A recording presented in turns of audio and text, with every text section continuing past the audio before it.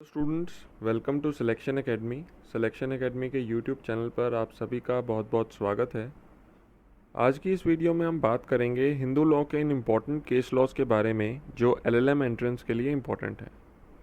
पिछली वीडियोस में हम आप सभी स्टूडेंट्स को ये बता चुके हैं कि केस लॉज कैसे प्रिपेयर करने हैं और क्रक्स केस का क्यों इम्पॉर्टेंट है as compare to facts, issue and judgment for your exam.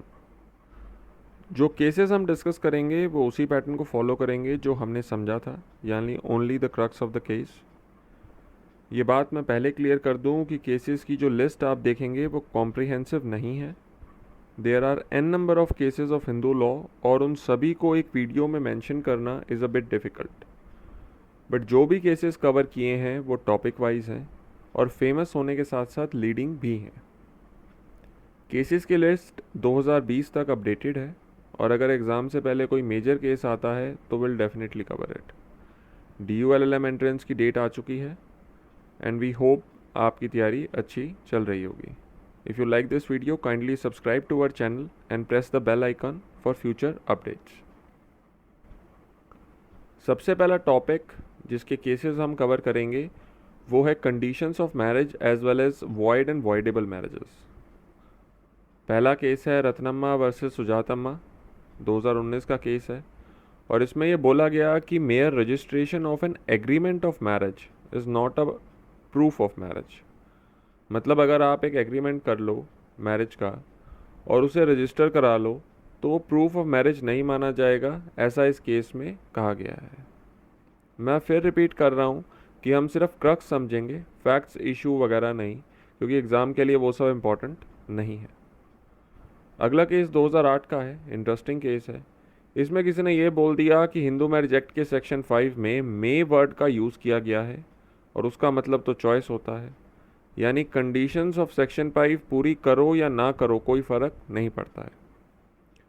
पर कोर्ट ने इस बात को नहीं माना और कहा यहाँ पर मे वर्ड का मतलब ऑप्शनल नहीं है। ये वर्ड पॉजिटिव टर्म में यूज़ किया गया है और इसमें यह बोला गया है कि मैरिज सोलमनाइज तभी मानी जाएगी जब ये कंडीशंस पूरी हों, सेक्शन 5 वाली।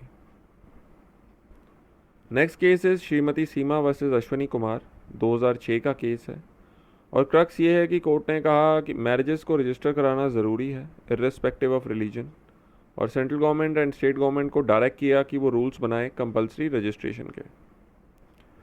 सरला मुदगल और लिली थॉमस दोनों ही इम्पॉर्टेंट हैं क्योंकि इनमें कहा गया कि कन्वर्जन की वजह से मैरिज ऑटोमेटिकली डिसॉल्व नहीं हो जाती और पहली मैरिज के चलते हुए दूसरी शादी करना कन्वर्जन के बाद is violation of Hindu marriage act. Lily Thomas में सरला मुदगल के डिसीजन को ही अपहेल्ड किया गया था। नेक्स्ट केस जो 1988 का है उसमें क्लियरली बोला गया कि बाइगेमियस मैरिज में सेकंड वाइफ को वाइफ का लीगल स्टेटस नहीं मिलेगा और second marriage null and void होगी। घोष वर्सेस घोष में यह बोला गया कि एक्यूज का एडमिशन से कुछ नहीं होगा, प्रोसिक्यूशन को एस्टैब्लिश करना होगा कि सेकंड मैरिज वाज सोलमनाइज्ड। 1965 के केस में कोर्ट ने बोला कि अगर प्रॉपर सेरेमनीज नहीं होती हैं तो सोलमनाइजेशन ऑफ मैरिज नहीं मानी जाएगी।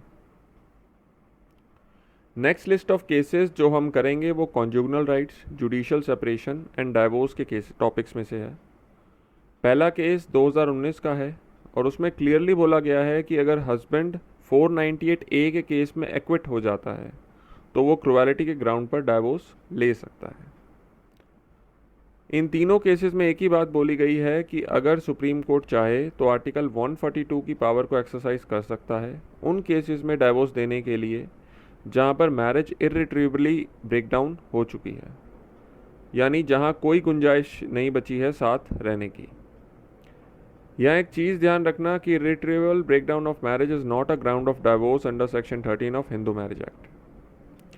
सिंह वर्सेस कौर का केस हम पहले भी डिस्कस कर चुके हैं और कोर्ट ने कहा हुआ है कि म्यूचुअल कंसेंट के केसेस में 6 मंथ्स के पीरियड को वेव ऑफ किया जा सकता है, but only by honourable supreme court.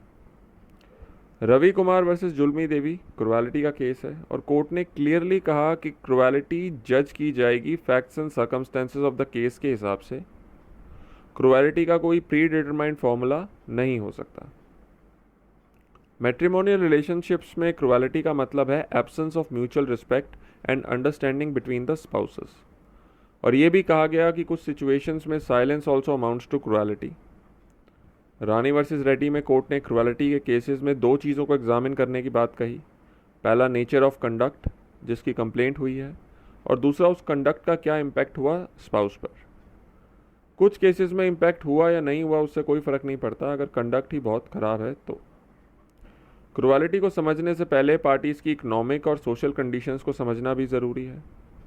Kapoor versus Kapoor जो 2008 का केस है, उसमें कोर्ट ने मेंस रिया को एक नेसेसरी एलिमेंट नहीं माना इन केस ऑफ क्रुएलिटी, और रिपीट किया कि concept of legal cruelty changes according to the standard of living of parties. 2006 के famous case Naveen Kohli versus Neelu Kohli में कोर्ट ने इर्रिट्रीवेबल ब्रेकडाउन ऑफ मैरिज को क्रुएलिटी माना है। नेक्स्ट केस में कोर्ट ने बोला कि कैरेक्टर असैसिनेशन करना प्रोसीडिंग्स के टाइम पर क्रुएलिटी माना जाएगा। मेहता वर्सेस मेहता में मेंटल क्रुएलिटी के बारे में कहा गया कि इसे इस्टेब्लिश करना मुश्किल है from direct evidence. State of mind क्या था या रहा स्पाउस का due to behaviour of the other is to be drawn from facts and circumstances of each case. 2002 के केस में कोर्ट ने साफ कहा कि अगर डिजर्शन के ग्राउंड पर डाइवोर्स चाहिए तो ये दिखाना होगा कि डिजर्शन तुम्हारी गलती नहीं थी, यानी जिसे डाइवोर्स चाहिए on the ground of desertion वो कोर्ट में ये शो करेगा कि दूसरा स्पाउस उसकी वजह से अलग नहीं हुआ। संति केस में कोर्ट ने बोला कि अगर किसी को अनफिट फॉर मैरिज या procreation due to mental disorder declare करना है तो सामने वाली पार्टी को यह इस्टेब्लिश करना होगा कि जो बीमारी है वो इतनी खतरनाक है कि उसकी वजह से नॉर्मल लाइफ पॉसिबल नहीं है, यानी स्टैंडर्ड ऑफ प्रूफ काफ़ी स्ट्रिक्ट है। ये आंध्र प्रदेश हाई कोर्ट का एक फेमस केस है और इसमें हाई कोर्ट ने section 9 of Hindu marriage act को अनकॉन्स्टिट्यूशनल डिक्लेयर कर दिया on the grounds of violation of right of privacy and human dignity under article 21। पर 1984 में सुप्रीम कोर्ट ने सरोज रानी के केस में section 9 of Hindu marriage act की कॉन्स्टिट्यूशनैलिटी को अपहेल्ड किया और कहा कि सेक्शन 9 प्री एग्जिस्टिंग लॉ को सिर्फ कोडिफाई करता है और इसमें सेफगार्ड भी अवेलेबल हैं, जैसे by the name of reasonable excuse. दस्ताने वर्सेस दस्ताने एक और फेमस केस है क्रुएलिटी का, और इसमें भी यही कहा गया कि क्रुएलिटी तभी मानी जाएगी जब रीजनेबल एप्रीहेंशन हो एक स्पाउस को दूसरे के साथ रहने में। एप्रीहेंशन मतलब डर होना चाहिए किसी हार्म या इंजरी का। युवराज युवरानी केस में इम्पोटेंसी के बारे में बात की गई और कहा गया कि अगर कंज्यूमेशन प्रैक्टिकली इम्पॉसिबल है किसी फिजिकल या मेंटल कंडीशन की वजह से तो इम्पोटेंसी मानी जाएगी एज पर लॉ, वरना नहीं।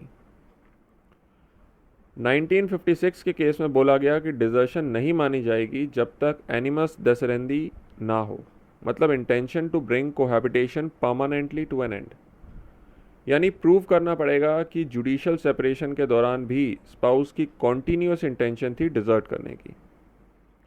Last case Russell versus Russell 1897 का है।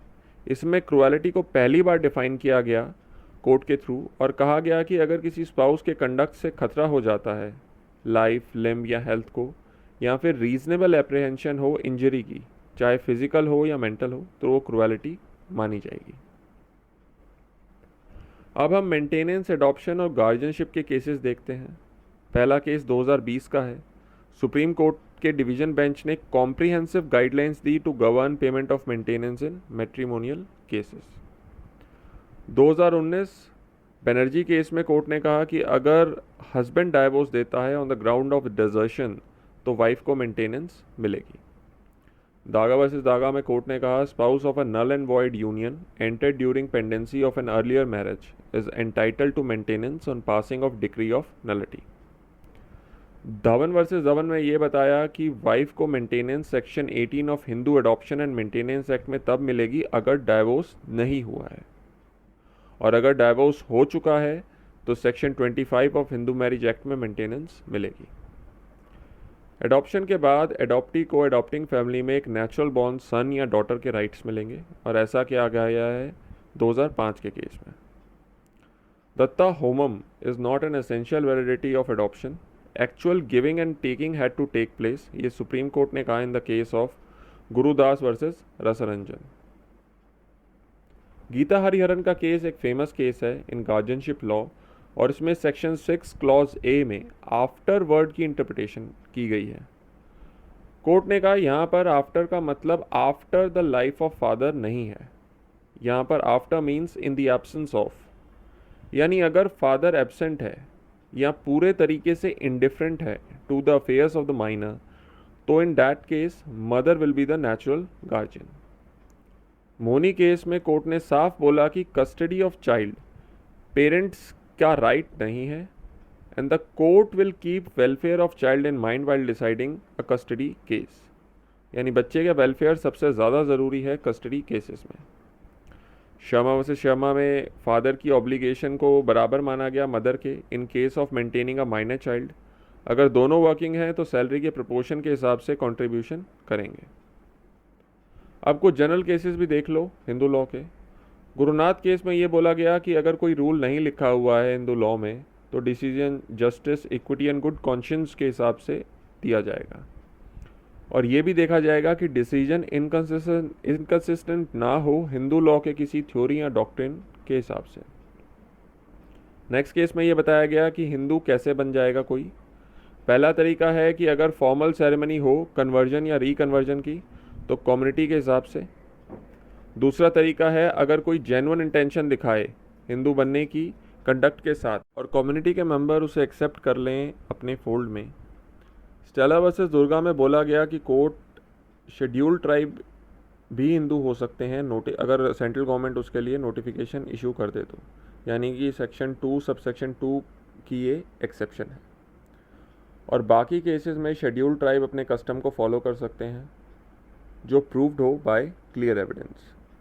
2020 का केस है आहूजा वर्सेस आहूजा, और इसमें शेयर्ड हाउस होल्ड को रीडिफाइन किया गया है डोमेस्टिक वायलेंस एक्ट वाले, और कोर्ट ने SR बत्रा की जजमेंट को ओवररूल कर दिया।